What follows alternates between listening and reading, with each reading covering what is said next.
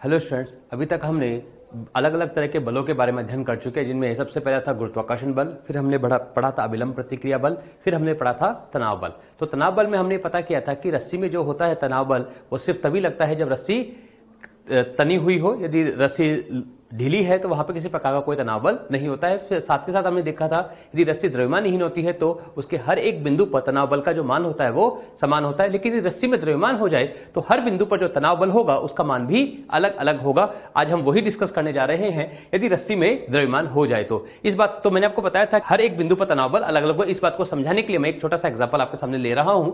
यहां पर एक ब्लॉक है जिसका द्रव्यमान कैपिटल एम है और उसको एक रस्सी से जोड़ा गया जिसका द्रव्यमान स्मॉल एम है। उसके एक सिरे पर हमने एफ बल यहां पर आरोपित किया गया है और हमसे पूछा गया है रस्सी तथा ब्लॉक का त्वरण कितना होगा। पहला पार्ट हमारा यह है। सेकंड पार्ट हमें दिया है रस्सी द्वारा ब्लॉक पर आरोपित बल हमें ज्ञात करना है तथा तीसरा पार्ट हमें दिया है रस्सी के मध्य बिंदु पर तनाव हमें ज्ञात करना है। मतलब यदि हम बात करें तो यहां पर भी हमें तनाव बल निकालना है पॉइंट ए पर और यहां मध्य बिंदु दैट इज पॉइंट बी पर हमें तनाव बल की गणना यहां पर करनी है। यहां तक सबको क्लियर हुआ? चलिए अब इस तरह के क्वेश्चंस को कैसे किया जाता है। तो सबसे पहला पार्ट है हमारा रस्सी तथा ब्लॉक का त्वरण। तो यहां पर हमने इस निकाय को देखे, क्या मैं बोल सकता हूं जितने त्वरण से ब्लॉक गति करेगा उतने ही त्वरण से रस्सी भी गति करेगी। इसका मतलब क्या हम इन दोनों को एक साथ लेकर निकाय मान सकते हैं? जैसे हम इस पूरे को निकाय मानते हैं तो यहां से हम निकाय का त्वरण निकाल सकते हैं ए सिस्टम। अच्छा, मैंने आपको बताया था ए सिस्टम का होता है बाह्य बल डिवाइडेड बाय कुल द्रव्यमान। अच्छा, मुझे बताइए इस निकाय पे बाह्य बल कौन सा है? क्या आपको सिर्फ एफ दिखाई दे रहा है? तो मैं लिख सकता हूं एफ डिवाइडेड बाय कुल द्रव्यमान की जगह क्या लिख सकता हूं? Capital M divided by small M, जो निकाय का द्रव्यमान भी यहां पर है। तो इसका मतलब हमें पहला पार्ट तो यहां पर क्लियर हो जाता है कि निकाय का जो त्वरण होगा वो कितना होगा? F upon capital M plus small M. अच्छा, बात यह है कि हमें बिंदु ए पर यहां पर जो तनाव बल है इसकी गणना करनी है। इसके लिए हमें क्या करना पड़ेगा? फ्री बॉडी डायग्राम बनाना पड़ेगा। तो मैं यहां पर फ्री बॉडी डायग्राम बना रहा हूं ब्लॉक का। अच्छा, ब्लॉक के फ्री बॉडी डायग्राम में मैं सिर्फ उन्हीं बलों को दर्शा रहा हूं जो क्षैतिज दिशा में लगे, क्योंकि ऊर्ध्वाधर बल जो है वो कहीं ना कहीं एक दूसरे को संतुलित कर रहे होंगे। क्या मैं बोल सकता हूं यहां पर लगने वाली रस्सी के द्वारा जो बल लगेगा वो हमेशा वस्तु से दूर की तरफ लगेगा, क्योंकि तनाव बल हमेशा वस्तु से दूर की ओर ही लगता है। क्या इसके अलावा कोई और बल है क्षैतिज दिशा में? नहीं। तो क्या मैं यहां पर इसका यही त्वरण इस दिशा में होगा? तो क्या मैं यहां पर बोल सकता हूं T A will be equals to M into A होगा या नहीं होगा? अच्छा, ए का मान कितना था? F upon capital M plus small M. तो यहां से हम ए बिंदु पर तनाव बल का मान लिख सकते हैं capital M into F divided by capital M plus small M. ये हमारे सेकेंड पार्ट का आंसर हो जाएगा कि बिंदु ए पर जो तनाव बल का मान है वो कितना होगा? Capital M F upon capital M plus small M. यहां तक सबको क्लियर है? चलिए, एक पार्ट और पूछा गया था कि मध्य बिंदु पर तनाव बल का मान कितना होगा। अब मध्य बिंदु पर तनाव बल निकालने के लिए यहां पर दो तरीके हैं।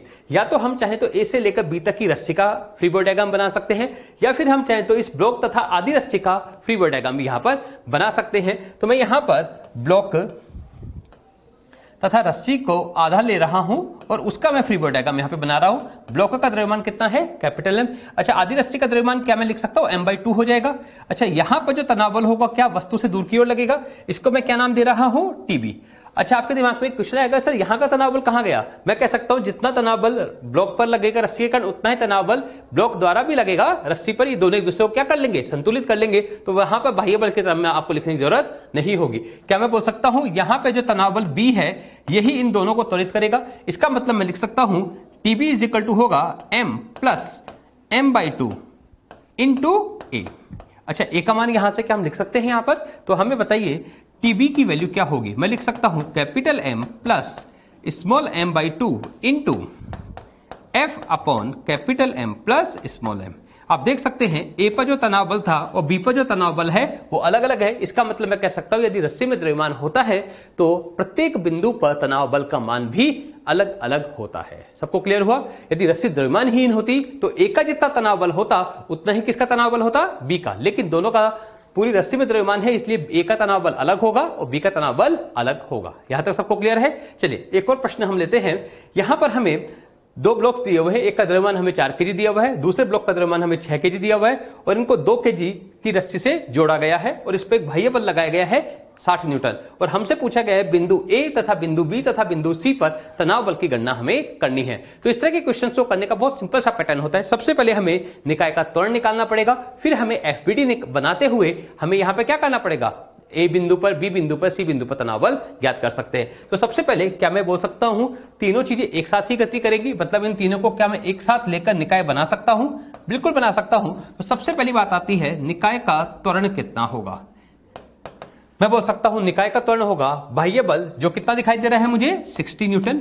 ध्यान रखना बाह्य बल का मतलब है क्षैतिज दिशा में लगने वाला कुल बल यहां पर कितना है 60 न्यूटन डिवाइड बाय कुल द्रव्यमान। आप कुल द्रव्यमान देखेंगे तो वहां से आ जाएगा 12 kg और जिसे आप सोल्व करें तो आपको मिलेगा 5 मीटर पर सेकंड स्क्वायर। इसका मतलब मैं कह सकता हूं पूरा निकाय जो है कितने त्वरण से गतिशील होगा 5 मीटर प्रति सेकंड स्क्वायर। यहां तक सबको क्लियर है। सबसे पहले हम सी बिंदु की बात कर लेते हैं। तो सी बिंदु पर तनाव बल कैसे ज्ञात करेंगे, इसके लिए मैं 4 kg का एफबीडी आपके सामने बना रहा हूं।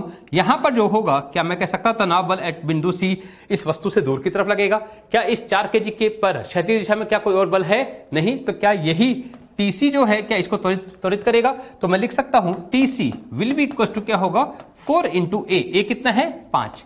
आप चेक करके देख लीजिएगा टीसी का मान यहां से आ जाएगा 20 न्यूटन। इसका मतलब मैं कह सकता हूं बिंदु सी पर जो तनाव बल होगा वो कितना होगा 20 न्यूटन। यहां तक सबको क्लियर है। चलिए अगले पार्ट पे आते हैं। बिंदु बी पर हमें तनाव बल ज्ञात करना है। इसके लिए हमें अगेन क्या करना पड़ेगा, फ्री बॉडी डायग्राम बनाना पड़ेगा। इस बार मैं किसका फ्री बॉडी डायग्राम बना रहा हूं, 4 kg का ब्लॉक प्लस आधी रस्सी का सीबी रस्सी का।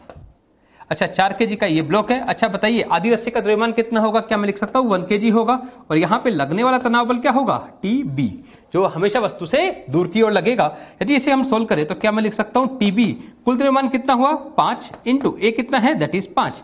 आप कैलकुलेट करके देखिएगा यहां से बी बिंदु पर जो तनाव बल आएगा वो कितना आएगा 25 न्यूटन। तो ए सी बिंदु पर तनाव बल कितना आया 20 न्यूटन, बी बिंदु पर तनाव बल कितना आया 25 न्यूटन। अब इसी तरह से हम ए बिंदु पर भी ज्ञात कर सकते हैं। इसके लिए हम कुछ डिफरेंट कर रहे हैं। इस पर मैं यहां पर फ्री बॉडी डायग्राम, देखिए कितने ऑप्शंस थे हमारे पास। हम चाहते तो ए बी का फ्री बॉडी डायग्राम बना सकते थे, हम चाहे तो ए सी का फ्री बॉडी डायग्राम बना सकते थे, हम चाहे तो 4 kg का विद रस्सी बना सकते थे, हम चाहे तो सिर्फ 6 kg का भी यहां पर फ्री बॉडी डायग्राम बना सकते हैं। मैं यहां पर आपके सामने सिर्फ 6 kg का फ्री बॉडी डायग्राम बनाकर आपको समझा रहा हूं। यहां पर लगने वाला एक बाह्य बल आपको दिखाई दे रहा है 60 न्यूटन और एक बल यहां पर लगेगा जो वस्तु से दूर की तरफ लगेगा। तो क्या वो पीछे की तरफ लगेगा, क्या ये वस्तु आगे की तरफ त्वरित होगी? तो बताइए यहां पर आप क्या इक्वेशन लिखेंगे। मैं लिख सकता हूं 60 minus T A will be equal to क्या हो जाएगा that is equal to 6 into 5 और आप चेक करके देख लीजिएगा यहां से टी ए का मान आ जाएगा that is equal to 30 newton. इसका मतलब हमने यहां पर कैलकुलेशन कर अलग अलग बिंदुओं पर तनाव बल की गणना कर पाए हैं। सी बिंदु पर कितना आया 20 न्यूटन, ए बी बिंदु पर कितना आया 25 न्यूटन और ए बिंदु पर कितना आया 30 न्यूटन। आप देख सकते हैं रस्सी में द्रव्यमान था इसलिए हर बिंदु पर तनाव बल का मान भी अलग अलग आ रहा है। अच्छा सोचिए यदि रस्सी द्रव्यमानहीन होती तो क्या तनाव बल ए पर या बी पर या सी पर समान होता? बिल्कुल समान होता। यह बात मैं आपको समझाना चाह रहा हूं। सबको क्लियर हुआ? चलिए एक और प्रश्न हम यहां पर लेते हैं। यहां तक सबको क्लियर है? चलिए एक और प्रश्न हम लेते हैं। इस बार एक रस्सी है जिसका कुल द्रव्यमान हमें दिया हुआ है m और कुल लंबाई उसकी दी हुई है l और हम यहां पर एक क्षैतिज दिशा में एक बल लगाया गया f। तो हमें यहां पर x दूरी पर तनाव बल का मान यहां पर ज्ञात करना है। अच्छा सबसे पहला स्टेप इस तरह के क्वेश्चंस में क्या होता था, सबसे पहले हम निकाय का त्वरण निकालते थे। वही काम मैं यहां पर कर रहा हूं। निकाय का त्वरण कितना होगा। अच्छा बताइए निकाय का त्वरण क्या मैं बोल सकता हूं, इस पूरी रस्सी को ही एक निकाय मान ले तो इस पे बाह्य बल कौन है सिर्फ F डिवाइडेड बाई कुल द्रव्यमान कितना है दैट इज m। तो क्या मैं बोल सकता हूं ये पूरी रस्सी इस त्वरण से गतिशील होगी। यहां तक सबको क्लियर है? चलिए अब बात आती है तनाव बल x बिंदु पर निकालने के लिए। तो हमें क्या करना पड़ेगा, फ्री बॉडी डायग्राम बनाना पड़ेगा क्योंकि इस बिंदु पर है तो हमारे पास दोनों ऑप्शन है। हम चाहे तो इसका एफबीडी बना सकते हैं और हम चाहे तो इस पार्ट का भी एफबीडी बना सकते हैं। मैं इस पार्ट को एफबीडी बना रहा हूं, इसको मैं शेडेड कर देता हूं ताकि हमें समझ में आए कि हम किस पार्ट का एफबीडी यहां पर बना रहे हैं। तो यहां पर बात आती है यदि मैं इस रस्सी को यहां पर ड्रॉ कर दूं तो इसका द्रव्यमान इसको थोड़ा देख ले, मैं m डैश मान लेता हूं, यहां पर इस तरह से लगेगा। अच्छा बात आती है इस क्या ये बिंदु इस रस्सी से जुड़ा हुआ है तो इसलिए लगने वाला जो बल होगा वो इससे दूर की तरफ लगेगा। इसको मैं बोल रहा हूं Tx। क्या इस रस्सी पर किसी प्रकार का कोई और बाह्य बल है क्षैतिज दिशा में? नहीं। तो क्या यही Tx जो है इसको त्वरित करने की कोशिश करेगा? तो मैं लिख सकता हूं Tx की जो वैल्यू होगी that is equal to m dash into a। लिख सकते हो नहीं? अब सारी बात अटक गई है। ये m डैश क्या है? m डैश जो है इस पार्ट का मास है। अब इस पार्ट का मास हम कैसे निकालेंगे इन टर्म्स ऑफ x, वो हमारा सबसे इंपॉर्टेंट पार्ट है, वो ध्यान से सुनिएगा। इसके लिए मैं एकांकी मेथड यूज कर रहा हूं। जैसा कि आप लोग जानते हैं l लंबाई में कितना द्रव्यमान है m, तो एकांक लंबाई में कितना होगा m/l। तो हमें x लंबाई में ज्ञात करना है तो वो कितना होगा m/l इंटू x। ये एकांक की x लंबाई में द्रव्यमान है, इसे ही हम क्या बोल रहे हैं m डैश, इसे ही हम क्या बोल रहे हैं m डैश। तो हमें क्या करना है, इस द्रव्यमान का जो मान आया है x का उसे हम यहां पर पुट करेंगे। तो यहां से हमें Tx की वैल्यू मिलेगी। Tx की वैल्यू क्या मिलेगी, that is m/l into x into एक ही जगह हम रख सकते हैं F/M। और जैसे आप इसको सोल्व करते हैं तो Tx का मान जो हमें प्राप्त होता है वो होता है Fx/L। आप यहां पे एक बहुत अच्छी चीज ऑब्जर्व कर सकते हैं कि तनाव बल जो था रस्सी के अंदर वो x के साथ परिवर्तित हो रहा है। मतलब जैसे जैसे मैं x की वैल्यू को चेंज करता चला जाऊंगा वैसे वैसे तनाव बल का मान भी चेंज होता चला जाएगा। सिंपल सा कहने का मतलब है, यदि मध्य बिंदु पर मुझे तनाव बल का मान ज्ञात करना है तो x की जगह मुझे क्या रखना पड़ेगा F/2। यदि मुझे L/2, यदि मुझे यहां से L/4 लंबाई पर ज्ञात करना है तो x से क्या रखना पड़ेगा L/4। और हम यहां से देख सकते हैं कि मुझे अलग अलग बिंदुओं पर तनाव बल का मान भी अलग अलग प्राप्त होता चला जाएगा। यहां तक सबको क्लियर है, कोई दिक्कत है? चलिए अब हम आते हैं अपने नेक्स्ट क्वेश्चन में।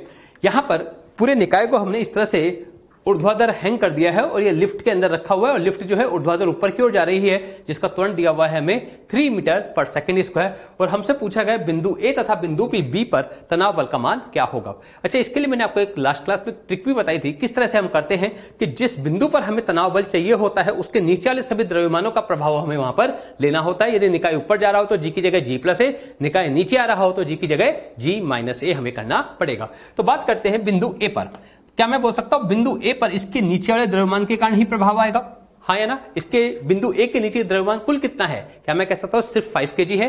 तो मैं लिख सकता हूं बिंदु ए पर जो तनाव बल होगा वो होगा m इंटू जी। अब देखिए यहां पे लिफ्ट ऊपर जा रही है कि नीचे? ऊपर। डेफिनेटली तो जी की जगह क्या लिखना पड़ेगा G+A। तो मुझे यहां पर लिखना पड़ेगा 10+3। आप इसे कैलकुलेट करेंगे तो यहां से आ जाएगा 65 न्यूटन। तो मैं कह सकता हूं यहां पर ए बिंदु पर जो तनाव बल का मान होगा वो कितना होगा 65 न्यूटन। अच्छा, इसी चीज को करने के लिए यदि हम बेसिक तरीके से जाएं तो भी हम जा सकते हैं। क्या करना पड़ेगा हमें 5 kg के ब्लॉक का FBD बनाना पड़ेगा। आप देख सकते हैं यहां पर तनाव बल ऊपर की तरफ लगेगा, इसको नाम देता हूं मैं TA। नीचे कौन सा बल लगेगा 50 न्यूटन, दैट इज mg। अच्छा, क्या ये ऊपर की तरफ त्वरित होगा 3 मीटर पर सेकंड स्क्वायर से? होगा या नहीं होगा? तो बताइए यहां पे समीकरण क्या लिखूंगा, TA - 50 is equal to 5 into 3। और आप यहां से भी चेक करके देख लीजिएगा, यहां से भी कितना आएगा 65 न्यूटन।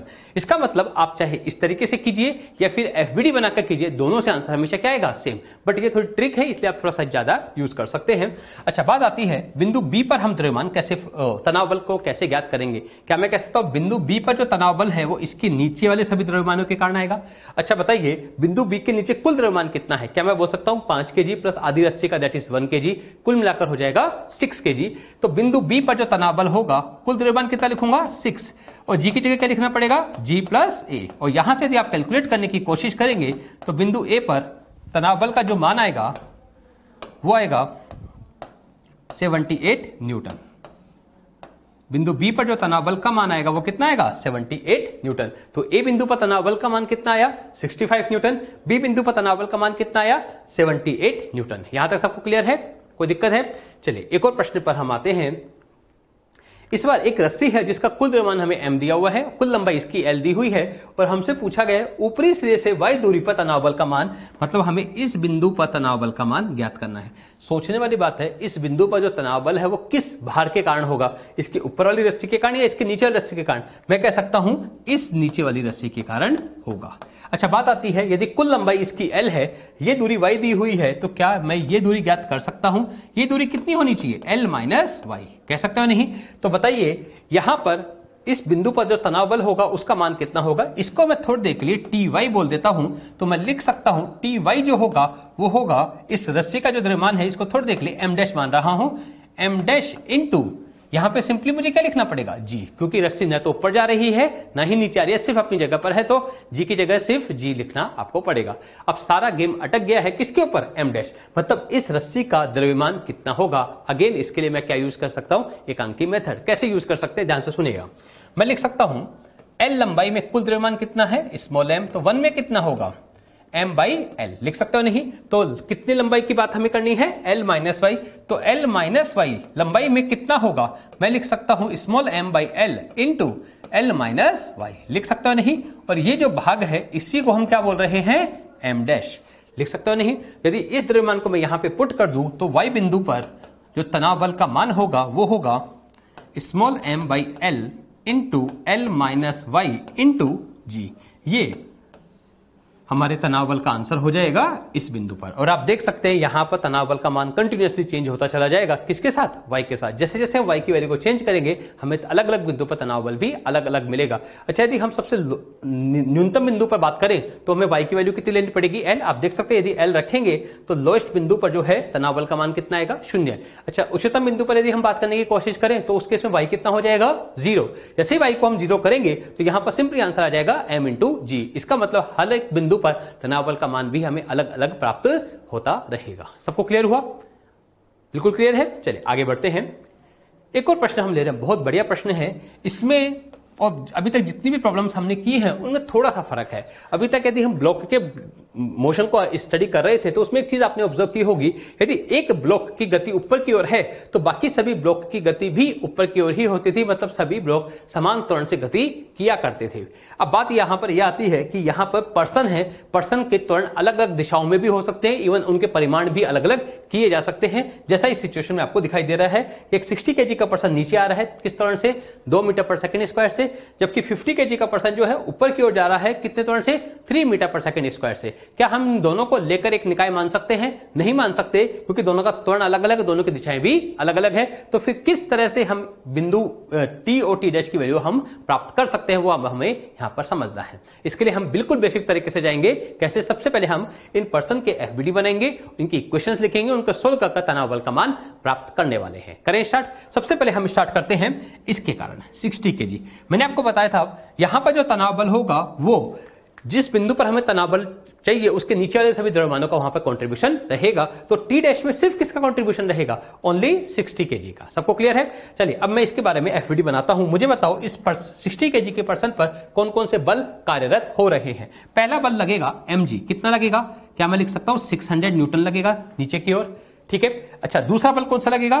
टी डैश ऊपर की ओर, हमेशा वस्तु से दूर की तरफ लगेगा और रस्सी के अनुदिश लगेगा। अच्छा, ये क्या व्यक्ति नीचे की ओर आ रहा है किसी त्वरण से? तो बताइए हम यहां पर इस व्यक्ति के लिए F net equal to M A का समीकरण क्या लिखेंगे? मैं लिख सकता हूं 600 माइनस टी डैश एफ, ये हो गया हमारा F net is equal to M कितना है? दैट इज 60 इंटू ए कितना है? That is 2। आप चेक करके देख लीजिएगा टी डैश का मान यहां से हमें प्राप्त होगा that is equal to 480 newton. इसका मतलब मैं कह सकता हूं इस बिंदु पर जो तनाव बल का मान होगा दैट इज टी डैश, वो कितना होगा? 480 न्यूटन। यहां तक सबको क्लियर है? चलिए अब हम आते हैं इस व्यक्ति के फ्री बॉडी डायग्राम के ऊपर। अच्छा, इस व्यक्ति का फ्री बॉडी डायग्राम बनाएंगे तो थोड़ा सा ध्यान रखना है, यहां पर रस्सी एक ही है लेकिन तनाव बल दोनों अलग अलग होंगे क्योंकि बीच में कौन आ चुका है? द्रव्यमान। तो यहां पर मैं इस तनाव को मान रहा हूं टी और यहां के तनाव बल को क्या मान रहा हूं? T dash. अच्छा, इसके अलावा एक बल और लगेगा, कौन सा? mg, जिसका परिमाण कितना होगा? 500 न्यूटन। क्या वो नीचे की ओर लगेगा? बिल्कुल ठीक है। अच्छा, क्या ये व्यक्ति ऊपर की ओर जा रहा है? ऊपर की ओर जा रहा है तो नेट बल किस तरफ होना चाहिए? ऊपर की ओर। तो बताइए इस व्यक्ति के लिए हम समीकरण क्या लिख सकते हैं? मैं लिख सकता हूं t minus T dash minus 500, ये मैंने क्या लिखा है? F net is equal to m कितना है? 50 इंटू 3। लिख सकते हो नहीं? सबको क्लियर है? अच्छा, टी डैश का मान हमें पहले से पता है दैट इज 480। तो t की जो वैल्यू आएगी वो होगी 480 प्लस 500 प्लस 150। ये सभी टर्म्स को मैं एक साइड ले आया तो यहां से टी का जो मान हमें प्राप्त होगा वो होगा 1130 न्यूटन। इसका मतलब टी डैश की जो वैल्यू आ रही है वो आ रही है 480 न्यूटन, जबकि टी का जो मान हमें प्राप्त होगा वो होगा 1130 न्यूटन। यहां तक सबको क्लियर है? चलिए इस चीज में भी हम थोड़ी सी ट्रिक यूज करना चाहें तो उसको थोड़ा सा हम स्पेशल तरीके से बना सकते हैं। मैंने भी आपको बताया था कि हमें जिस बिंदु पर तनाव बल चाहिए होता है उसके नीचे वाले सभी द्रव्यमानों का वहां पर कंट्रीब्यूशन लेना होता है। यदि मैं टी डैश की बात करूं तो मैंने आपको बताया था यदि लिफ्ट ऊपर जाती है तो जी की जगह जी प्लस ए लेते हैं, नीचे आती है तो जी की जगह जी माइनस ए। यहां लिफ्ट की जगह कौन है? पर्सन। लेकिन कंसेप्ट अभी भी वही यूज किया जा सकता है। तो मैं यहां पर आपको एक ट्रिक बता देता हूं किस तरह से हम टी डैश और टी को डायरेक्टली फाइंड आउट कर सकते हैं इतना फ्री बॉडी डायग्राम बनाए बिना। सबसे पहले हम टी डैश की बात करते हैं। अच्छा मुझे बताइए टी डैश में क्या सिर्फ इसी का कॉन्ट्रीब्यूशन होगा?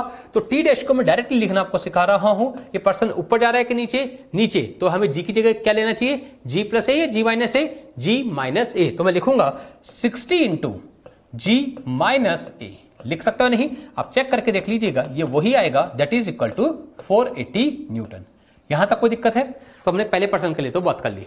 अच्छा बात आती है यहां के टेंशन की। अच्छा मुझे बताइए ऊपर वाली जो टेंशन है टी, क्या उसमें दोनों व्यक्ति का कंट्रीब्यूशन आएगा? बिल्कुल आएगा, लेकिन दोनों का त्वरण समान तो है नहीं, इसलिए दोनों को अलग अलग आपको लिखना पड़ेगा।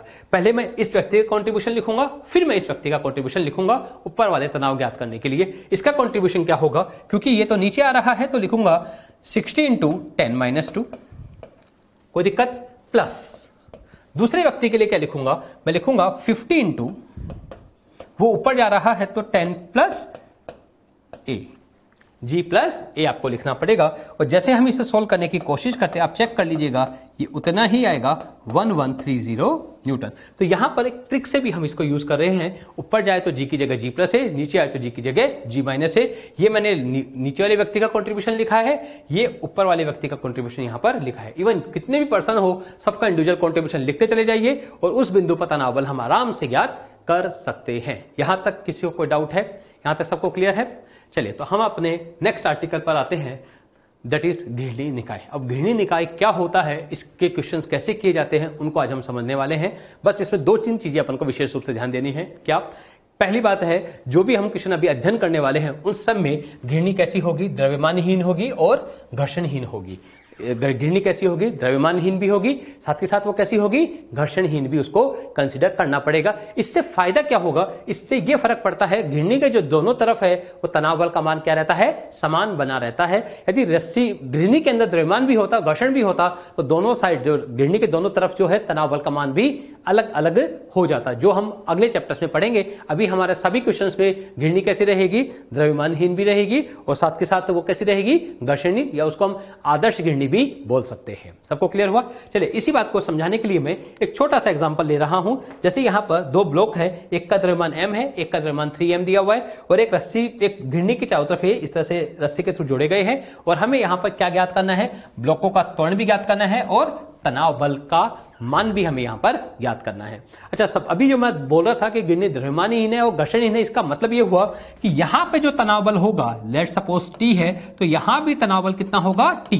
अच्छा यदि घृणी में द्रव्यमान होता और घर्षण भी होता तो यहां पे यदि टी है तो उसको टी नहीं मान सकते, उसे टी डैश या कुछ भी हमें मानना पड़ता, लेकिन दोनों समान नहीं हो सकते थे। अभी हमारे आदर्श घृणी है तो दोनों साइड तनाव बल का मान क्या होगा? समान होगा। अब बात आती है इस तरह के क्वेश्चंस को कैसे किया जाएगा। स्टेप वही है, एफबीडी बनाइए और क्वेश्चंस को सोल्व करना है। ठीक है, सबसे पहले हम स्टार्ट करते हैं। अच्छा एक कॉमन सेंस से बताइए कौन सा ब्लॉक किस तरफ गति करता हुआ आपको दिखाई देता है? क्या मैं कह सकता हूं ये ब्लॉक मुझे नीचे की तरफ जाता हुआ दिखाई देगा और ये ब्लॉक मुझे कहां आता हुआ दिखाई देगा?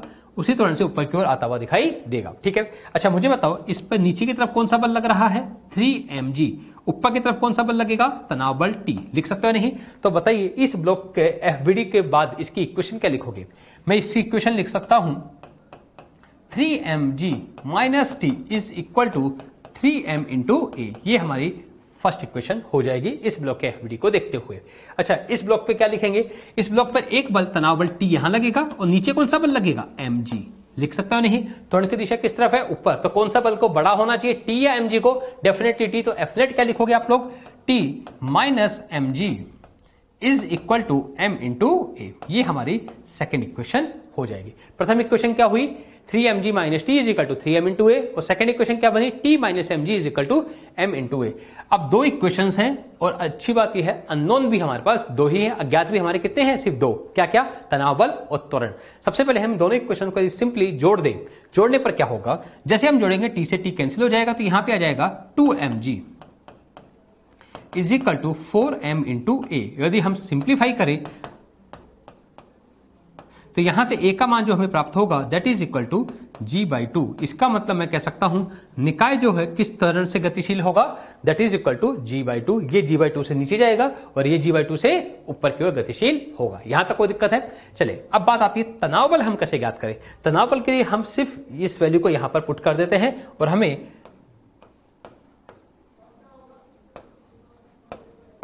तो हम इक्वेशन 2 से तनाव बल का मान ज्ञात कर रहे हैं, तो T minus M G is equal to क्या बनेगा, m इंटू ए की जगह हम क्या लिखना पड़ेगा, g/2। तो यहां से तनाव बल का मान हमें जो प्राप्त होगा वो होगा 3mg/2। लिख सकते हो नहीं? तो हमने यहां पर सबसे पहले एफबीडी बनाए, एफबीडी बनाकर उनकी इक्वेशंस लिखी, उन इक्वेशंस को सोल्व करने पर हमें त्वरण और तनाव बल का मान भी यहां पर प्राप्त हो चुका है। नेक्स्ट क्वेश्चन पर आते हैं। इस क्वेश्चन में हमें दो ब्लॉक दिए हुए हैं, दोनों का द्रव्यमान 10-10 kg है। एक का नत्तल से कोण दिया हुआ 30 डिग्री, दूसरा नत्तल से 37 डिग्री के कोण पर रखा गया है और हमसे पूछा गया है ब्लॉक का त्वरण तथा तनाव बल का मान यहां पर क्या होगा। तो सबसे पहले इस तरह के क्वेश्चन को कैसे किया जाएगा, सबसे पहले हमें इन दोनों ब्लॉक के एफबीडी बनाने पड़ेंगे और हमें उनकी इक्वेशंस लिखनी पड़ेगी। सबसे पहले बात करते हैं इस ब्लॉक पर क्या लगेगा। क्या मैं कह सकता हूं इस पर ऊर्ध्वाधर नीचे की ओर mg बल लगेगा जिसका परिमाण कितना होगा, 100 न्यूटन। अच्छा, एक बात आती है 100 का कौन सा घटक इस दिशा में आएगा। क्या मैं बोल सकता हूं इसका साइन घटक यहां पर आएगा, तो मैं लिखूंगा 100 इंटू कोण कितना है 30 डिग्री, तो ये बनेगा साइन 30। जैसा कि हम लोग जानते हैं साइन 30 कितना होता है 1/2, तो यहां से इसका मान आ जाएगा 50 न्यूटन। तो मैं कह सकता हूं यहां पर mg का कौन सा घटक नत्तल के अनुदिश आया, 50 न्यूटन। अच्छा, इसके अलावा इस पर नत्तल के अनुदिश कौन सा बल और लग रहा है, दैट इज तनाव बल T। ध्यान रखना मैं सिर्फ नत्तल के अनुदिश वाले घटकों को यहां पर ले रहा हूं क्योंकि बाकी घटक जो है मोशन गति में पार्टिसिपेट नहीं करेंगे, ठीक है। अच्छा, इस ब्लॉक पर आते हैं। इस ब्लॉक पर भी नीचे कौन सा बल लगेगा, 100 न्यूटन, लेकिन उसका कौन सा घटक नत्तल के अनुदिश आएगा। क्या मैं बोल सकता हूं उसका साइन घटक आएगा, तो मैं लिख सकता हूं 100 इंटू साइन 37 दैट इज 3/5। इसको आप चेक करोगे तो ये आएगा 60 न्यूटन। इसके अलावा कौन सा बल यहां पर लगेगा, तनाव बल T जो नत्तल के अनुदिश है। अब बात आती है इसके त्वरण की दिशा क्या होगी। तो मैंने ये मान लिया है कि ये ब्लॉक जो है इस दिशा में त्वरण A से गतिशील है, तो क्या मैं कह सकता हूं ये ब्लॉक जो है इस दिशा में गतिशील होगा।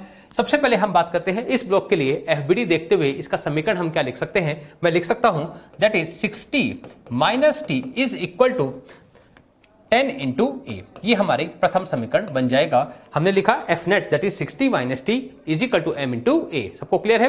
चलिए इस ब्लॉक पर आते हैं। इस ब्लॉक पर हम क्या लिखेंगे, दैट इज टी माइनस 50, क्योंकि यहां पर नत्तल के अनुदिश सिर्फ दो ही बल है, एक तनाव बल टी और एक mg का घटक दैट इज mg sin 30, जिसका मान कितना है 50 न्यूटन। तो F net is equal to mass की जगह क्या लिखूंगा 10 इंटू ए। लिख सकते हो नहीं।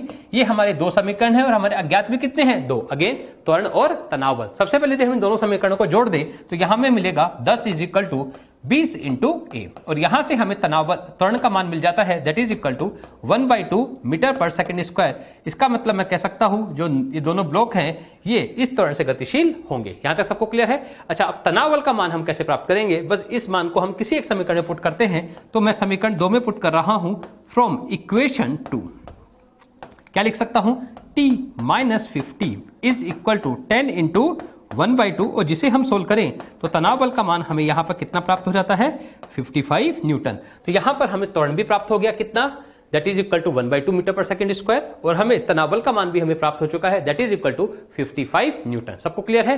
चलिए अब बात आती है त्वरण को हम कैसे हम डायरेक्टली फाइंड आउट कर सकते हैं यदि हमें इतना सारे कैलकुलेशन नहीं करना हो तो। इसके एक छोटी सी ट्रिक मैं आपको बता रहा हूं। त्वरण हम निकाय का कैसे निकाल सकते हैं दोनों ब्लॉकों का। तो ध्यान रखना, सबसे पहले हमें यहां पे बलों को दर्शाना पड़ेगा। बस ध्यान रखना है जो बल त्वरण की दिशा में है उसे धनात्मक लेंगे, जो बल त्वरण की दिशा के विपरीत दिशा में है उसे हम ऋणात्मक लेंगे, और सभी ब्लॉकों के लिए हम कंसीडर करेंगे। सबसे पहले स्टार्ट करते हैं इस ब्लॉक पर। क्या मैं बोल सकता हूं ये त्वरण की दिशा में है, दैट्स व्हाई इसको क्या लेना पड़ेगा धनात्मक 60। अच्छा, और कौन सा बल है त्वरण की दिशा में, और कोई नहीं है, त्वरण की दिशा के विपरीत है तनाव बल टी, इसलिए माइनस लेना पड़ेगा। पहले ब्लॉक पर क्या यही दो बल थे जो त्वरण की दिशा के अनुदिश थे या उसके विपरीत दिशा में थे। अच्छा, अब आ जाते हैं दूसरे ब्लॉक पर। दूसरे ब्लॉक पर सिर्फ दो ही बल मुझे दिखाई दे रहे हैं त्वरण की दिशा में अनुदिश है, एक तनाव बल टी और एक 50। अच्छा, तनाव बल टी जो है त्वरण की दिशा में है इसलिए हमें उसे क्या लेना पड़ेगा प्लस, लेकिन 50 क्या है त्वरण की दिशा के विपरीत है इसलिए हमें लेना पड़ेगा माइनस, डिवाइडेड बाई कुल द्रव्यमान। कुल द्रव्यमान कितना है दैट इज इक्वल टू 20।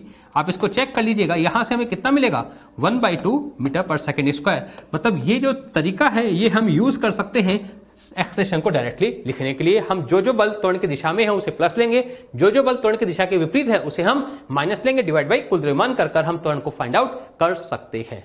सबको क्लियर हुआ। चलिए अब हम आते हैं अपने नेक्स्ट प्रश्न पर। इस क्वेश्चन में हमें दिया हुआ है दो ब्लॉक है, एक का द्रव्यमान हमें दिया हुआ है दैट इज 12 kg, और दूसरा ब्लॉक जो है इसका द्रव्यमान हमें m दिया हुआ है, और हमसे पूछा गया m का मान ज्ञात करें ताकि निकाय स्थिर अवस्था में रह सके। मतलब इस ब्लॉक की गति नहीं होनी चाहिए। अच्छा, सोचने की कोशिश करते हैं इस ब्लॉक पर कौन कौन से बल कार्यरत है। मैं कह सकता हूं इस पर एक बल नीचे कार्यरत होगा दैट इज 120 न्यूटन, दूसरा बल इस पर कार्यरत होगा तनाव बल T। क्या इसके अलावा कोई और बल है, नहीं। चलिए इस ब्लॉक पर आते हैं। क्या इस ब्लॉक ब्लॉक पर एक बल तनाव बल T इस तरफ काम करेगा। अच्छा, दोनों रस्सी, ये जो तनाव बल है T पूरी रस्सी में एक जैसा रहेगा क्योंकि रस्सी कैसी है, द्रव्यमानहीन। सबको क्लियर है? अच्छा, इसके अलावा इस पर एक बल लगेगा, कौन सा बल लगेगा, इसका गुरुत्वाकर्षण के कारण mg, लेकिन mg का कौन सा घटक नत्तल के अनुदिश आएगा, क्या मैं बोल सकता हूं mg का साइन घटक आएगा, तो इसे हम लिख सकते हैं m इंटू जी इंटू साइन 37 डिग्री, लिख सकते हो नहीं।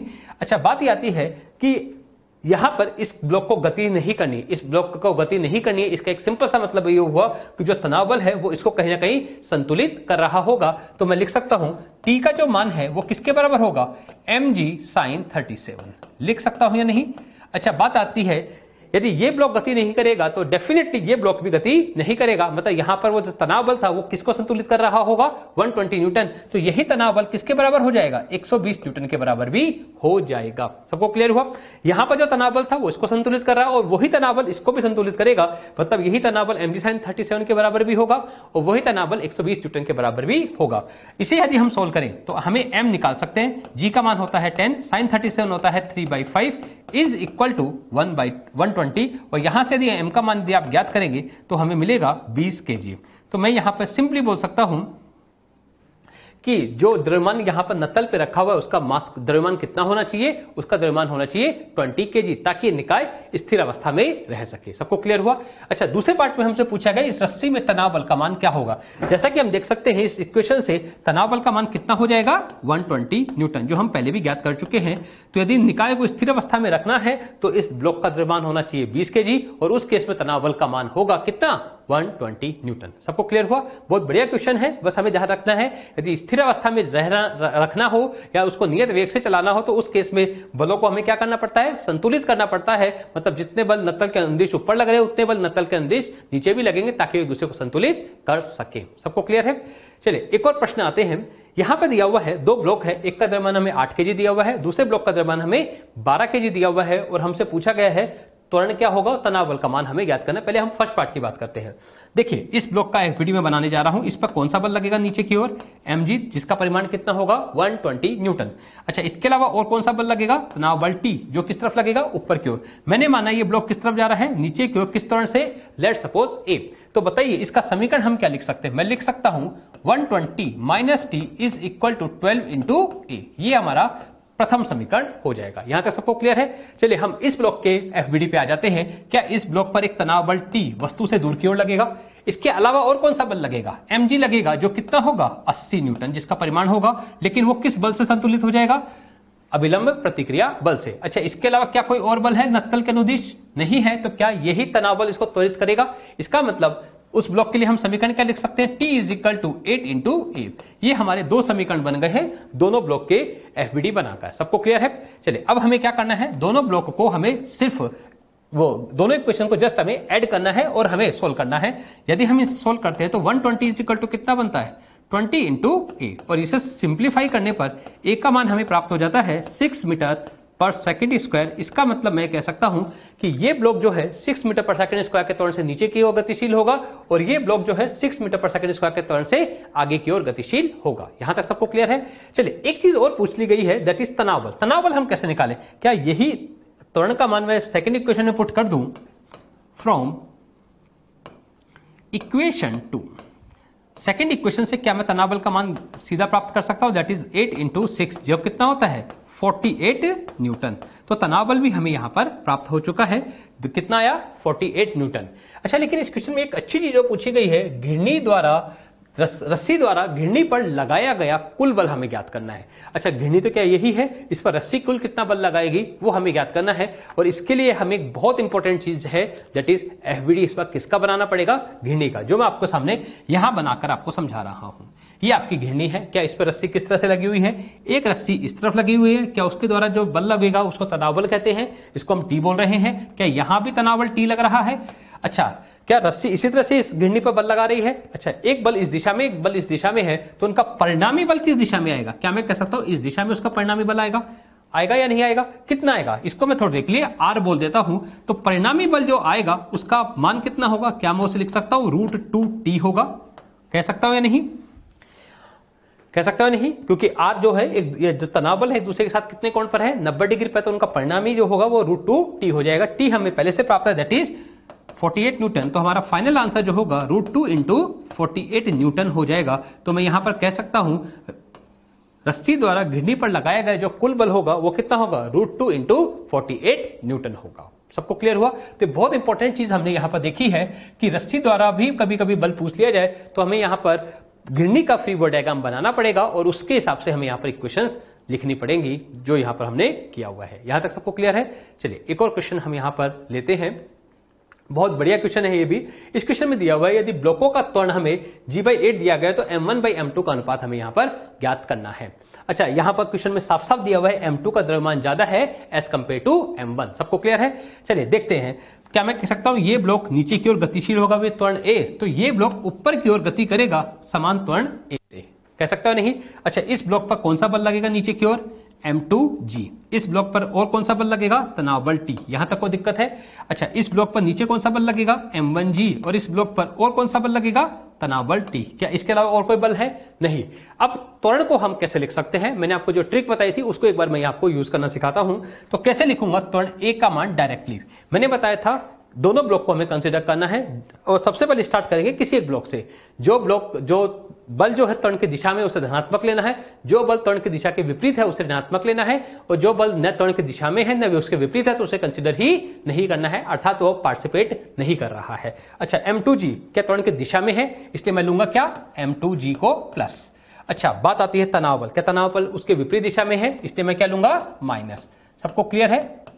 आगे चलते हैं। क्या कोई और ब्लॉक मिला? नहीं। यहां पर आते हैं, इस ब्लॉक पे तनाव बल T त्वरण की दिशा में इसलिए प्लस, लेकिन m1g इस बार माइनस में है तो माइनस m1g डिवाइडेड बाई कुल द्रव्यमान। कुल द्रव्यमान कितना लिखूंगा, m1 प्लस m2। लिख सकते हो नहीं? नाउ अकॉर्डिंग टू क्वेश्चन वो कितना दिया हुआ है, g/8 दिया हुआ है कि नहीं? अच्छा, हमें यहां से m1/m2 के लिए सोल्व करना है। आप देख सकते हैं T से T यहां पर कैंसिल हो जाएगा, तो यहां पे जो हमारा टर्म बच रहा है वो आएगा m2 minus m1 into G divided by m1 plus m2 is equal to कितना आएगा, g/8। आप देख सकते हैं g से g भी कैंसिल, यदि हम क्रॉस मल्टीप्लाई करें तो ये बनेगा 8m2 minus 8m1 is equal to m1 plus m2, और यदि हम इसे थोड़ा सा और सिंप्लीफाई करें तो ये बनेगा 7m2 is equal to 9m1। कह सकते हो नहीं? और यहां से हम इसको m1/m2 के टर्म्स में लिखना चाहें तो m1/m2 जो बनेगा दैट इज इक्वल टू 7/9। तो यहां पर m1 और m2 का जो अनुपात है वो हमें कितना प्राप्त हो रहा है, 7/9।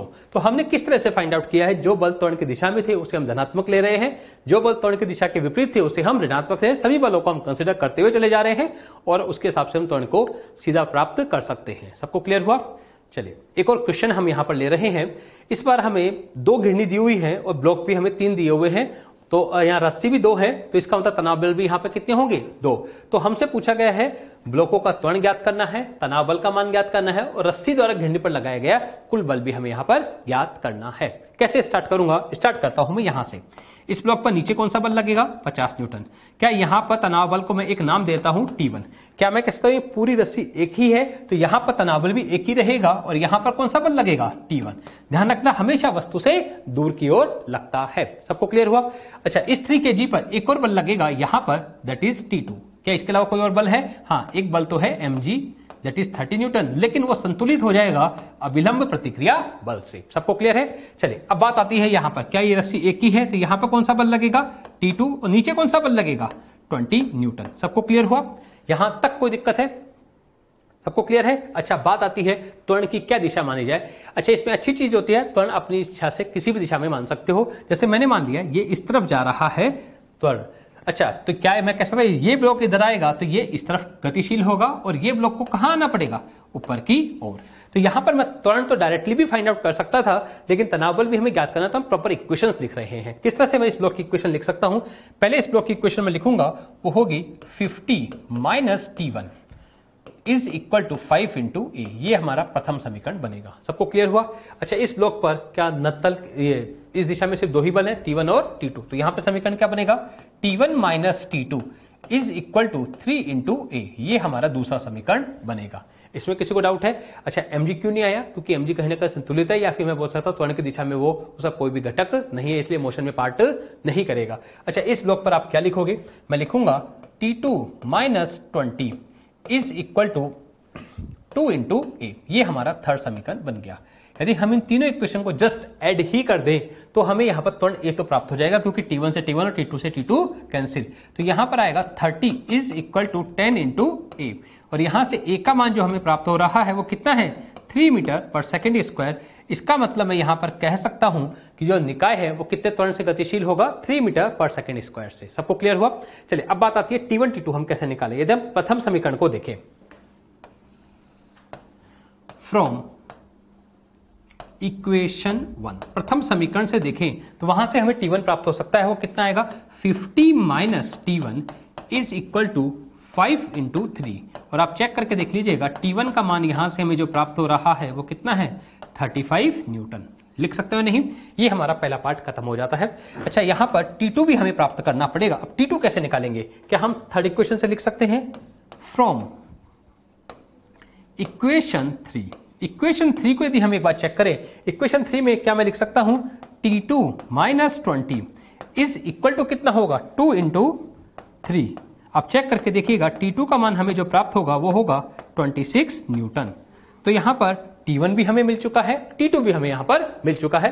मतलब प्रथम पार्ट हमारा कंप्लीट हो जाता है। ब्लॉकों का त्वरण हम निकाल चुके हैं, वो कितना आया 3 मीटर पर सेकेंड स्क्वायर, और T1 T2 भी हमें यहां पर प्राप्त हो चुके हैं। लेकिन अब एक इंपॉर्टेंट चीज बची हुई है, रस्सी द्वारा घिरनी पर लगाया गया कुल बल। हमें इस घिरनी पर भी चेक करना है और इस घिरनी पर भी चेक करना है। अच्छा, यदि हम इस पुली का फ्री बॉडी डायग्राम बनाएं तो क्या मैं बोल सकता हूं यहां पर लगने वाला तनाव बल T1 इस प्रकार से कार्यरत होगा, यहां पर लगने वाला T1 क्या इस प्रकार से कार्यरत होगा, तो इनका परिणामी क्या वो इस दिशा में आएगा, जो कितना होगा R1। लिख सकते हो नहीं? तो बताइए R1 का मान कितना होना चाहिए? मैं लिख सकता हूं R1 जो होगा वो 90 डिग्री होने के कारण ये बन जाएगा √2 T1, और T1 खुद कितना था दैट इज इक्वल टू 35। तो R1 जो होगा उसका मान होगा √2 इंटू 35 न्यूटन। ये हमारा R1 का मान होगा। मतलब इस गिरने पर कुल बल जो होगा रस्सी द्वारा वो कितना होगा √2 इंटू 35 न्यूटन। सिमिलरली यदि हम इस गिरनी पे बात करें तो क्या मैं कह सकता हूं यहां पर T2 इस प्रकार से कार्यरत होगा, जबकि यहां पर T2 इस प्रकार से कार्यरत होगा, तो उनका परिणामी क्या वो इस दिशा में आएगा। क्या मैं उसको नाम दे सकता हूं R2? तो बताइए R2 का मान कितना होगा? मैं लिख सकूंगा that is equal to √2 into T2, और T2 का मान हम लोग जानते हैं दैट इज 26 न्यूटन। तो ये बनेगा √2 into that is equal to √2 into 26 newton. ये हमारा R2 भी यहां पर हमें प्राप्त हो गया। तो इसमें बहुत इंपॉर्टेंट चीज ये निकली है, कभी कभी हमसे रस्सी द्वारा घिरनी पर लगाए गए बल हमें ज्ञात करना हो तो हमें साथ के साथ तनाव बल के साथ साथ उनके मध्य का कोण भी हमें यहाँ पर देखना पड़ेगा। क्योंकि इस केस में दोनों कोण 90 डिग्री है, इसलिए हम √2 टाइम्स करके भी डायरेक्टली कर पाए हैं। यहां तक सबको क्लियर हुआ? बहुत बढ़िया क्वेश्चन है। इस क्वेश्चन में बस हमने ये देखा है कि तनाव बल हमने कैसे ज्ञात किया, त्वरण की सहायता से इक्वेशंस लिखकर, और फिर हमने उनका जो कुल बल जो है रस्सी द्वारा लगाया गया वो भी हमने किस प्रकार से ज्ञात किया है। सबको क्लियर हुआ? चलिए एक और क्वेश्चन पर हम आते हैं। ये भी बहुत बढ़िया क्वेश्चन है। अगेन रस्सियां कितनी है 2। हमें यहां पर अगेन क्या करना है, त्वरण ज्ञात करना है, साथ के साथ तनाव बल का मान भी हमें ज्ञात करना है। अच्छा, हम यहां पर भी वही एफबीडी बनाएंगे, इक्वेशंस देखेंगे। मतलब सभी क्वेश्चंस में आप देखें एक ही चीज बार बार कर रहा हूं, एफबीडी बहुत इंपॉर्टेंट चीज है इस तरह के क्वेश्चंस में। इस पर नीचे कौन सा बल लगेगा 50 न्यूटन। ठीक है, यहां पर तनाव बल क्या मान रहा हूं T1। क्या मैं इसका त्वरण ए नीचे की ओर मान सकता हूं? तो ये ब्लॉक भी कहां जाएगा नीचे की ओर, और ये ब्लॉक कहां जाएगा ऊपर की ओर। अच्छा, इस ब्लॉक पे हम क्या इक्वेशन लिखेंगे, ध्यान से देखिएगा। 50 minus T1 is equal to 5 into ए, ये हमारा प्रथम समीकरण हो जाएगा। सबको क्लियर हुआ? अच्छा, इस पे आ जाते हैं। क्या यही T1 यहां पर इस तरह से कार्यरत होगा? अच्छा, इस पर कौन सा कार्यरत होगा T2, क्योंकि रस्सी ही दूसरी है। अच्छा, इसके अलावा एक बल और लगेगा, कौन सा 20 न्यूटन। ये कौन सा बल है उसका mg। अच्छा, क्या ये नीचे की ओर जा रहा है, इसलिए इक्वेशन क्या लिखूंगा 20 plus T1 minus T2 is equal to 2 into ए, ये हमारा दूसरा समीकरण हो जाएगा। सबको क्लियर हुआ? अच्छा, क्या ये रस्सी पूरी एक ही है, इसलिए यहां पर जो तनाव बल होगा वो कितना होगा T2। नीचे कौन सा बल लगेगा 30 न्यूटन। क्या ये बल, ये ब्लॉक जो है ऊपर की ओर गतिशील है, तो कौन से बल को बड़ा होना चाहिए T2 या 30 न्यूटन? Definitely T2। तो इक्वेशन क्या लिखूंगा T2 minus 30 is equal to 3 into ए, ये हमारी थर्ड इक्वेशन हो जाएगी। इक्वेशन 1 जो है इस ब्लॉक के लिए है, इक्वेशन 2 इस ब्लॉक के मोशन से है, और इक्वेशन 3 इस ब्लॉक के मोशन से हमने लिखी है। अच्छा, तीनों इक्वेशन को जस्ट आप ऐड करेंगे। आप इंटरेस्टिंग चीज देखना, T1 से T1 और T2 से T2 कैंसिल हो रहा है। ये कितना हो गया 70 minus 30 is equal to 10 into ए, और यहां से हमें ए का मान जो प्राप्त हो रहा है वो कितना प्राप्त हो रहा है 4 मीटर पर सेकेंड स्क्वायर। इसका मतलब ये block 4 metre per second square के त्वरण से नीचे की ओर गतिशील होगा, ये ब्लॉक भी नीचे आएगा, ये ब्लॉक कहां जाएगा ऊपर। अब इन्हीं की सहायता से हम T1 T2 प्राप्त कर सकते हैं। अब T1 कैसे निकलेगा, सबसे पहले इस ब्लॉक के फर्स्ट इक्वेशन से चेक कर लीजिएगा। फ्रॉम इक्वेशन 1 क्या लिखूंगा मैं 50 minus T1 is equal to 5 into 4। अब चेक करना T1 का मान यहां से हमें प्राप्त हो रहा है कितना 30 न्यूटन। मतलब ये ब्लॉक जो है, इस ब्लॉक पर जो तनाव बल T1 है उसका मान कितना होगा 30 Newton. Now from equation 3, third equation में आप देखें तो मैं T2 मिल सकता है, T2 minus 30 is equal to 3 into 4, और यहां से T2 का मान हमें कितना प्राप्त हो रहा है 42 न्यूटन। तो तनाव बल T1 भी हमें प्राप्त हो चुका है, तनाव बल T2 भी हमें प्राप्त हो चुका है, और त्वरण भी हमें यहां पर प्राप्त हो चुका है। क्वेश्चन बहुत सिंपल सा है, लेकिन करने का तरीका यहां पर बड़ा इंपॉर्टेंट है। एफबीडी बनाइए, इक्वेशंस लिखिए, उन्हें फाइनली सोल्व करके हमारे आंसर तक पहुंच सकते हैं। यहां तक सबको क्लियर हुआ। चलिए एक और क्वेश्चन हम यहां पर ले रहे हैं, बहुत बढ़िया क्वेश्चन है, इसमें थोड़ा कंफ्यूजन भी आपको करने की कोशिश की गई है। यहां पर पुलिस सिस्टम ही है, यहां पर एक m द्रव्यमान है, एक 2m द्रव्यमान है। यहां पर एक m द्रव्यमान है, लेकिन यहां पर एक बल लगाया गया है जिसका परिमाण कितना है 2mg, और हमें यहां पर बताना किस केस में त्वरण का मान अधिकतम होगा। सबसे पहले हम बात करते हैं, इसके त्वरण को हम a1 मान लेते हैं थोड़ी देर के लिए, और इसके त्वरण को हम क्या मान रहे हैं a2। ठीक है, तो a1 और a2 की तुलनात्मक अध्ययन हमें यहां पर करना है। सबसे पहले हम बात करते हैं इस ब्लॉक पर। इस ब्लॉक पर नीचे कौन सा बल लगेगा 2mg, ऊपर कौन सा बल लगेगा तनाव बल T। ये क्या इस तरफ गतिशील होगा, डेफिनेटली। क्या इस पर तनाव बल T इस तरफ लगेगा, नीचे कौन सा बल लगेगा mg, और ये a1 त्वरण से ऊपर की ओर गतिशील होगा। तो सबसे पहले हम इसके लिए क्या लिख सकते हैं त्वरण का मान, वो मैं यहां लिखने की कोशिश कर रहा हूं।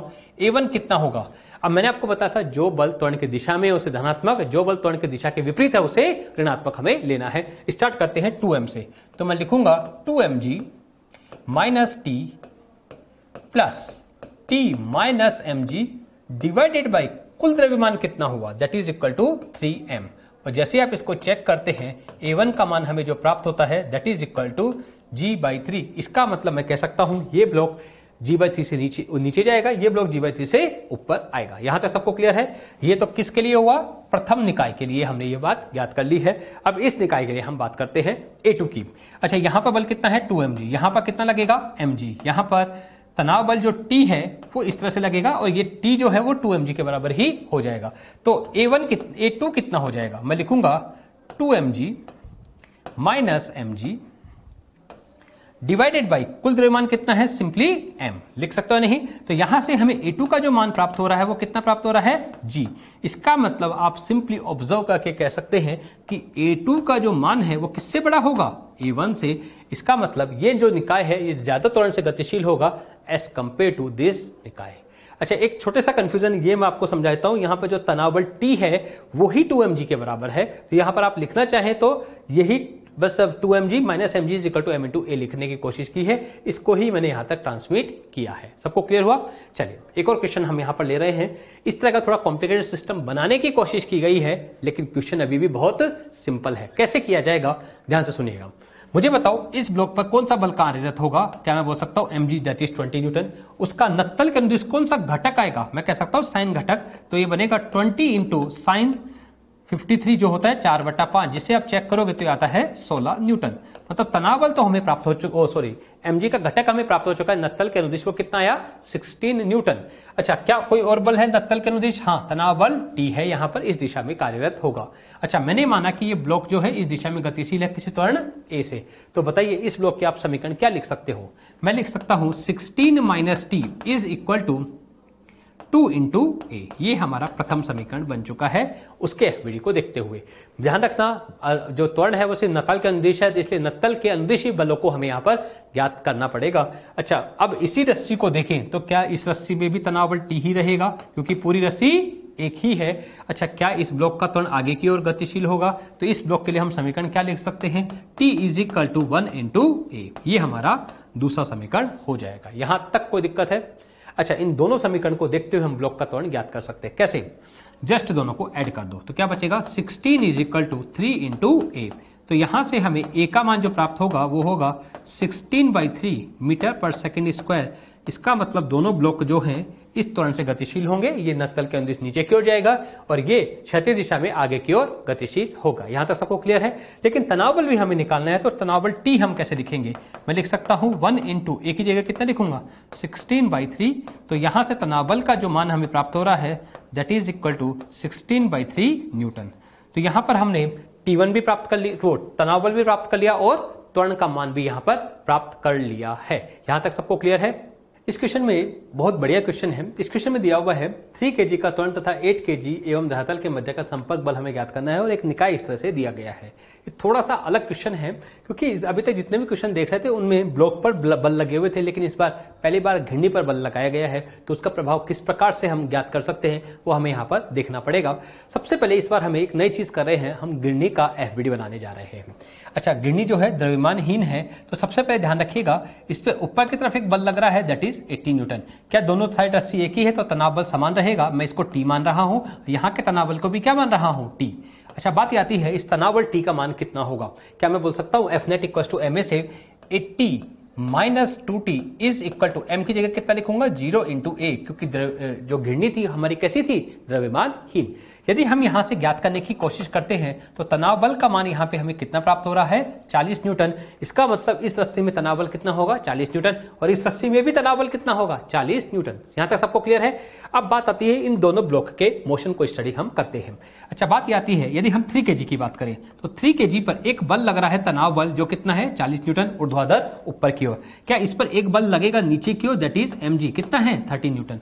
अच्छा बताइए इन दोनों बलों में से कौन सा बल ज्यादा है? क्या मैं कह सकता तनाव बल का मान ज्यादा है? इसका मतलब ये ब्लॉक को क्या करने की कोशिश करेगा? ऊपर उठाने की कोशिश करेगा। क्या इसका संपर्क टूट चुका होगा? मतलब अभिलंब प्रतिक्रिया बल यहां पर नहीं आएगा। तो बताइए 3 kg के लिए हम क्या लिख सकते हैं? 3 kg 3 kg पर मैं कह सकता हूं यहां जो बल है वो संतुलित नहीं है, तो F net equal to ma से हम इसका त्वरण ज्ञात कर सकते हैं। वो कितना होगा 40 minus 30 is equal to 3 × A और यहां से हम लिख सकते हैं इसका त्वरण आ जाएगा 10/3 मीटर पर सेकंड स्क्वायर। इसका मतलब ये जो ब्लॉक है ये 10/3 मीटर पर सेकंड स्क्वायर के त्वरण से ऊपर की ओर गतिशील होना स्टार्ट हो जाएगा। कौन?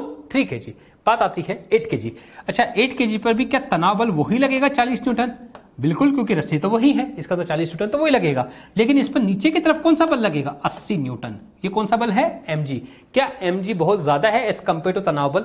इसका मतलब क्या ये ब्लॉक को जमीन से उठने देगा? नहीं। इसका मतलब यहाँ पे कहीं ना कहीं संपर्क भी बना रहेगा। इसका मतलब यहाँ पर एक संपर्क बल और लगेगा, अभिलंब प्रतिक्रिया बल ऊपर की ओर। अच्छा, बात आती है यदि संपर्क बल ऊपर की ओर है तो क्या ये दोनों मिलकर ही इसको संतुलित कर पाएंगे? हाँ, तो इसका मतलब मैं लिख सकता हूं 8 kg। 8 kg के लिए क्या लिख सकता हूं मैं that is n + 40 is equal to क्या होगा 80। तो यहां से n का मान कितना आएगा that is equal to 40 newton. इसका मतलब यहां पर अभिलंब प्रतिक्रिया बल का मान कितना हुआ 40 न्यूटन और इस केस में इसका त्वरण कितना आया 10/3 मीटर पर सेकंड स्क्वायर।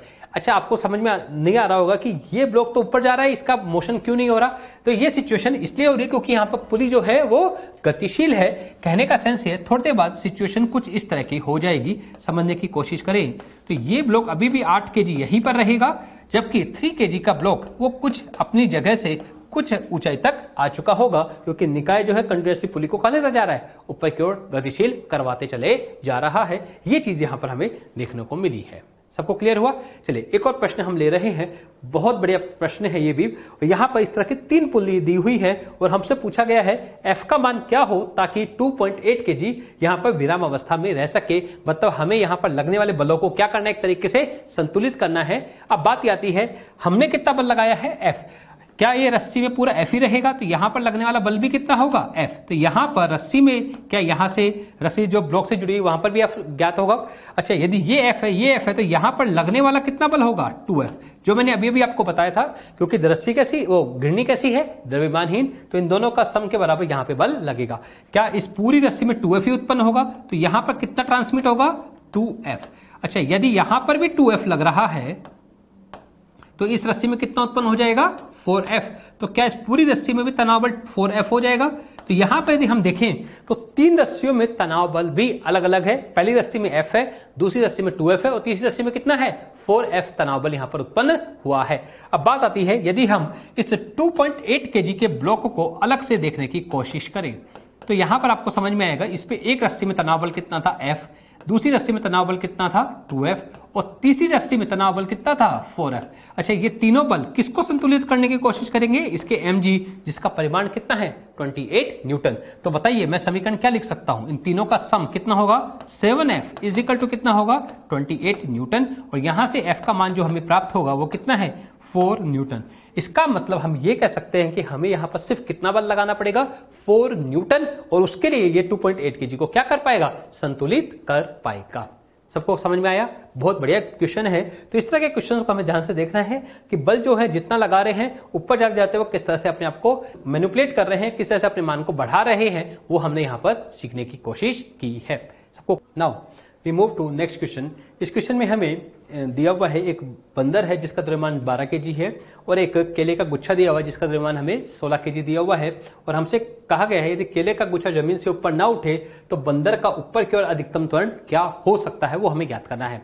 सबसे पहले हम केले के गुच्छे से अपनी प्रॉब्लम को स्टार्ट करते हैं। इस पे आप देखें कौन कौन से बल कार्यरत हैं। पहला बल इस पर mg कार्यरत होगा जिसका परिमाण कितना होगा 160 न्यूटन। क्या रस्सी में एक तनाव बल T होगा, और साथ के साथ जमीन से लगने वाला एक अभिलंब प्रतिक्रिया बल भी यहां पर कार्यरत होगा। तो सबसे पहले हम बनाना के लिए बात करते हैं।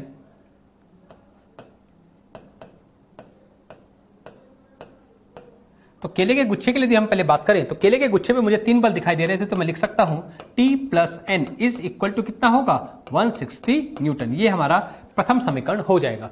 अब बात ये आ रही है यदि हम इसको जमीन से हल्का सा उठाने की कोशिश करेंगे तो कौन से बल पे सबसे पहले प्रभाव पड़ेगा, अभिलंब प्रतिक्रिया बल, क्योंकि संपर्क टूटेगा तो n की मान कितना हो जाएगा 0। इसका मतलब यदि मैं n को 0 करने की कोशिश करूं तो उस केस में हमें तनाव बल को बढ़ाना पड़ेगा। तो तनाव बल का अधिकतम मान मैं कितना कर सकता हूं ताकि बनाना बंच जमीन से जस्ट उठ सके, उसका मान हमें करना पड़ेगा कितना 160 न्यूटन। इसका मतलब 160 न्यूटन से ज्यादा किया तो डेफिनेटली उठ ही जाएगा, किसी त्वरण के साथ साथ चलने भी लग जाएगा। लेकिन यदि 160 रखेंगे तो जस्ट जमीन को छोड़ पाएगा, उस केस में n का मान कितना हो जाएगा जस्ट 0। यहां तक सबको क्लियर है। अच्छा, बात आती है क्या यही तनाव बल यहां पर भी कार्यरत होगा T। अच्छा, मंकी पर जो द्रव्यमान दिया हुआ है 12 केजी है, इसलिए एक बल कार्यरत होगा mg कितना होगा 120 न्यूटन। किस तरफ काम करेगा, नीचे की ओर। अच्छा, यदि हम इन दोनों बलों को देखें, तनाव बल का मान कितना है 160 और ये मान कितना है 120। क्या ये दोनों बल एक दूसरे को संतुलित कर पाएंगे, नहीं। इसका मतलब कुछ न कुछ त्वरण से गतिशील होगा, वो त्वरण मैंने मान लिया है a। तो मैं लिख सकता हूं फॉर मंकी, मंकी के लिए हम क्या लिख सकते हैं, मैं लिख सकता हूं for monkey t minus 120 is equal to क्या लिखूंगा 12 इंटू ए। लिख सकते हो नहीं। अच्छा, टी का मान अधिकतम कितना है 160 माइनस 120, तो यहां पे जो त्वरण होगा वो भी हमें अधिकतम प्राप्त होगा, और यदि हम उसे सोल्व करते हैं तो यहां से वो मान हमें प्राप्त हो जाता है that is equal to 10/3 metre per second square. इसका मतलब जो मंकी है उसका अधिकतम त्वरण यहां पे कितना संभव है, that is equal to 10/3 metre per second square. अच्छा, सोचने की कोशिश करते हैं इससे ज्यादा हुआ तो क्या होगा। इससे ज्यादा हुआ तो तनाव बल का मान 160 से ज्यादा होगा, और 160 से ज्यादा हुआ तो ये बनाना का जो बंच है ये ऊपर की ओर गतिशील हो जाएगा किसी त्वरण के साथ। अच्छा, दूसरे पॉइंट ऑफ व्यू सोचने की कोशिश करते हैं, त्वरण का मान 160 से त्वरण का मान 10/3 से कम हुआ तो क्या होगा। अच्छा, 10/3 से कम हुआ तो तनाव बल का मान 160 से कम होगा। इसका मतलब यहां पर कुछ ना कुछ अभिलंब प्रतिक्रिया बल भी कार्यरत होगा। मतलब इससे ज्यादा त्वरण किया तो त्वरण आ जाएगा, इससे ज्यादा त्वरण देने की कोशिश की तो बनाना बंच का भी त्वरण आ जाएगा, इससे कम दिया तो कहीं ना कहीं अभिलंब प्रतिक्रिया बल भी कार्यरत होने लग जाएगा। सबको क्लियर हुआ, बहुत बढ़िया प्रश्न है। तो यहां पर हमने दोनों को अलग अलग स्टडी किया क्योंकि दोनों का त्वरण भी अलग अलग हमें यहां पर दिया गया है। चलिए अब आते हैं हमारे नेक्स्ट आर्टिकल, दैट इज यांत्रिक भाग लाभ। यांत्रिक लाभ होता क्या है, ये जनरली हमारे पर्पस का नहीं है, इंडस्ट्रियल पर्पस में ज्यादा काम आता है। इंडस्ट्रीज वगैरह में जब कोई इंस्ट्रूमेंट बनाए जाते हैं, मशीनें बनाई जाती हैं, तो इस चीज का हमें यहाँ पर यूज करना होता है। तो यांत्रिक लाभ होता है भार अपॉन प्रयास, मतलब किसी वस्तु का भार कितना है, उसको उठाने के लिए हमने कितना प्रयास किया है, उसका ही एक अनुपात है जिसको हम क्या कहते हैं यांत्रिक लाभ। यांत्रिक लाभ 1 होने का मतलब वो जितना भार है उतना ही हमें प्रयास लगाना पड़ रहा है। यांत्रिक लाभ 2 होने का मतलब यह है जितना भार है उसके तुलनात्मक हमें उसका आधा प्रयास लगाना पड़ रहा है। जैसे कुछ एग्जांपल्स मैं आपके सामने ले रहा हूं, इस एग्जांपल से हम सोचने की कोशिश करते हैं इस निकाय का यांत्रिक लाभ क्या हो सकता है, वो हम ज्ञात करने की कोशिश करते हैं। सबसे पहले यांत्रिक लाभ, तो लिख सकता हूं यांत्रिक लाभ इज इक्वल टू, यहां पे बताइए भार कितना है, क्या मैं लिख सकता हूं W के बराबर होगा। अच्छा, प्रयास हमने कितना किया है, प्रयास हमने किया है F के बराबर, लिख सकते हैं नहीं। अब बात आती है यदि हम इसको देखने की कोशिश करें तो यहां पर जो F लग रहा है क्या वो यहां पर F के बराबर ही होगा। अब बात आती है इस ब्लॉक को उठाने के लिए हमें कितना बल लगाएं ताकि उठ सके। F का मान किसके इक्वल करना पड़ेगा, W के इक्वल। और जैसे हम F के मान को W के इक्वल करते हैं तो यहां से हमें यांत्रिक लाभ जो प्राप्त हो रहा है वो कितना आ रहा है 1। इसका एक सिंपल सा मतलब हुआ जितना वस्तु का भार था उतना ही हमें यहां पर प्रयास करना पड़ रहा है। कह सकते हो नहीं, मतलब यहां पे हमें किसी तरह का कोई फायदा ही नहीं हुआ क्योंकि जितना भार था उतना ही हमें बल लगाना पड़ा है। ठीक है, चलिए एक और प्रश्न हम लेते हैं। यहां पे थोड़ा निकाय को चेंज किया गया, एक और पुली यहां पर हमने लगा दी है और हमसे पूछा गया इस निकाय का यांत्रिक लाभ कितना हो सकता है। तरीका वही है। अच्छा, समझने की कोशिश करते हैं यांत्रिक लाभ अब क्या होगा। फॉर्मूला तो वही है यांत्रिक लाभ का। क्या फॉर्मूला था, भार अपॉन प्रयास। अच्छा, यह भार कितना है W और प्रयास कितना है, यहां पर हमने लगाया है F। अब F और W में क्या रिलेशन हो सकता है वो हम समझने की कोशिश करते हैं, सोचने की कोशिश करता हूं। यदि मैं यहां पर तनाव बल को T मानता हूं तो क्या पूरी रस्सी में तनाव बल T होगा, यहां भी कितना होगा T, यहां भी कितना होगा T। कह सकते हो नहीं। अच्छा, तो बताइए ये ब्लॉक कब ऊपर की ओर गतिशील होगा, जब T का मान किसके इक्वल हो, W के इक्वल हो। ये हमारा प्रथम समीकरण है। अच्छा बताइए, यदि हम इस घिरनी के FBD को देखें तो क्या मैं कह सकता हूं T और T 2T is equal to F होना चाहिए। तो दूसरा समीकरण क्या मिल रहा है, 2T is equal to F। लिख सकते हो नहीं, तो मैं दोनों मानों को यहां पर पुट कर देता हूं। तो यहां पे W की जगह तो क्या लिखूंगा T और F की जगह क्या लिखूंगा 2T। तो यहां से हमें यांत्रिक लाभ कितना मिल रहा है, दैट इज इक्वल टू 1/2। इसका एक सिंपल सा मतलब ये हुआ जितना वस्तु का भार था उसके तुलनात्मक हमें दुगना प्रयास यहां पर करना पड़ रहा है। कितना प्रयास करना पड़ रहा है, दुगना प्रयास हमें यहां पर करना पड़ रहा है। मतलब यदि 20 केजी का ब्लॉक 2 केजी का ब्लॉक होता, मतलब 20 न्यूटन इसका भार होता, तो हमें यहाँ पे 40 न्यूटन का बल लगाना पड़ता, तब जाके जमीन को छोड़ पाता। कह सकता है नहीं। चलिए एक और क्वेश्चन हम यहाँ पर लेने की कोशिश करते हैं। ये क्वेश्चन दिया हुआ है, एक ब्लॉक है जो नत्तल पे ऐसे रखा हुआ है, इसको एक बल F लगाकर ऊपर की ओर गतिशील करवाया जाता है और हमसे अब पूछा गया है कि इस निकाय का यांत्रिक लाभ क्या होगा। नत्तल का यांत्रिक लाभ हम कैसे ज्ञात करेंगे, फॉर्मूला तो वही रहेगा यांत्रिक लाभ का, दैट इज भार कितना होगा, क्या मैं बोल सकता हूं mg के बराबर होगा, डिवाइड बाय प्रयास कितना है F।